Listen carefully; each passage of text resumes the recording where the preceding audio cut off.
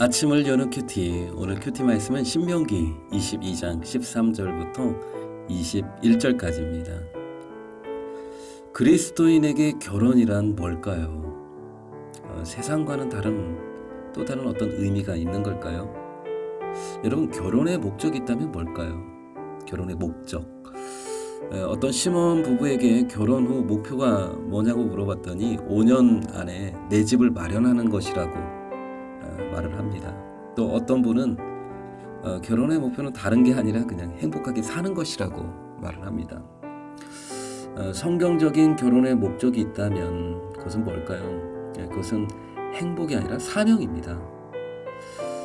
제가 확신하는 게 있는데 결혼은요, 내가 배우자를 선택해서 결혼한 것이 아니라 하나님이 짝지어 주신 사람을 만나 돕고 섬기는 것이 결혼이라는 겁니다.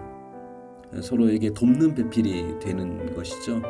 그것이 사명입니다. 서로 사랑하고 서로를 위해서 기도하고 서로를 돕는 그것이 결혼 생활인 것이죠. 그 사명을 위해서 살다 보면 행복은 따라오는 것입니다. 네, 오늘 하루 하나님이 내게 주신 그 반쪽에게 기쁨과 행복을 주는 날 되시기를 바랍니다. 은혜가 풍성하신 하나님, 이 아침에 내 영혼의 양식을 간절히 사모합니다. 주의 성령의 임재를 사모합니다. 내 마음의 문을 활짝 여오니 새 은혜와 레마의 말씀으로 나를 충만하게 하여 주옵소서. 오늘은 결혼 생활에 대한 규정입니다. 남자가 아내를 맞이하여 결혼한 후에 아내를 미워하여 거짓으로 누명을 씌워 아내가 순결하지 않았다 고 비방을 하였다가 남자의 말이 거짓으로 판명이 된다면 그 경우에 그 남자는 처가에 은 100세겔을 주는 경제적인 책임과 함께 평생 아내를 버릴 수 없는 사회적인 책임을 지도록 합니다. 이때 신부의 순결성을 입증해야 하는 사람은 그 처녀의 아버지라는 것이죠. 처녀의 아버지가 성읍 장로들에게 찾아가서 이것이 바로 내 딸의 증거다. 순결의 증거다. 라고 장로들 앞에서 입증을 할 경우에는 그 여자와 그 가문에게는 아무 일이 없는 겁니다. 다행이죠. 그러나 만일 신부가 결혼 전에 다른 남자와 관계를 맺은 사실을 숨기고 결혼했다면 그 여인은 불명예스럽게 처형을 당해야만 했습니다. 오늘 그것이 바로 모세가 제시한 그 가정법인 것이죠. 오늘 말씀을 어떻게 이해하고 받아들여야 하는가? 저는 오늘 말씀을 읽고 또 읽으면서 기도를 했습니다. 주님, 무엇을 말씀하시려고 하는 겁니까? 이런 법을 통해서 오늘을 살아가는 나에게 무엇을 말씀하시려고 하는 겁니까?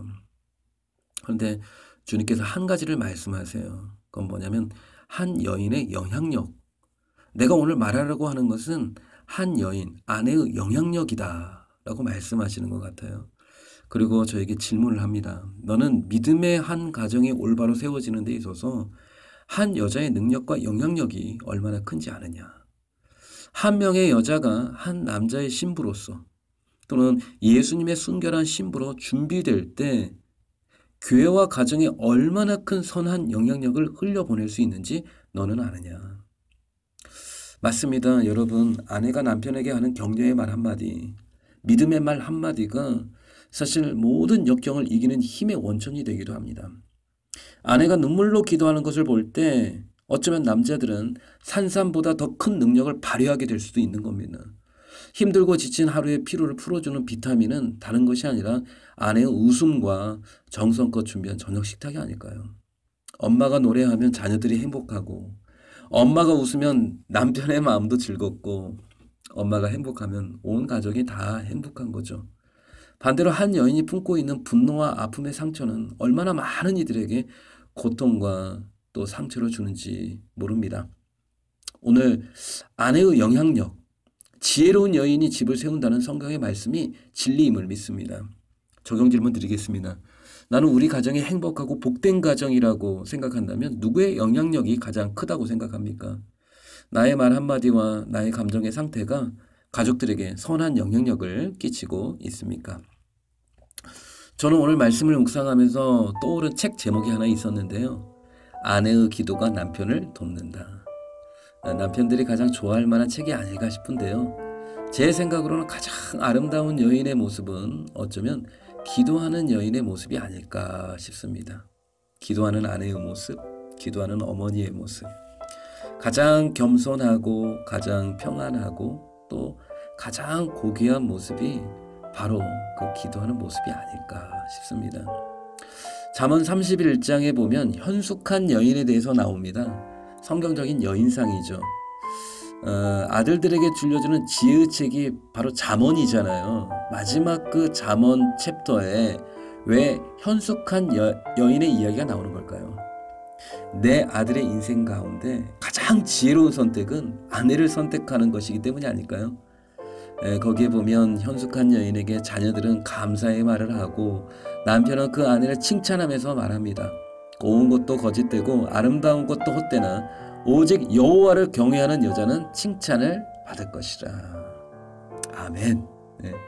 오늘 하루도 하나님과 또 믿음의 거룩한 성도들 앞에 거룩하고 순결한 삶을 사시는 저와 여러분 되시기를 주님의 이름으로 축복합니다. 주님, 오늘 하루 돕는 배필로 살겠습니다. 아내를 사랑하고 남편을 존중하고 자녀들을 축복하며 또 하나님의 말씀과 교훈으로 또 사랑으로 양육하기를 원합니다. 하나님의 뜻을 이루는 가정, 복된 가정, 믿음의 가정, 그리고 행복한 가정이 되도록 주님 오늘도 함께하여 주옵소서.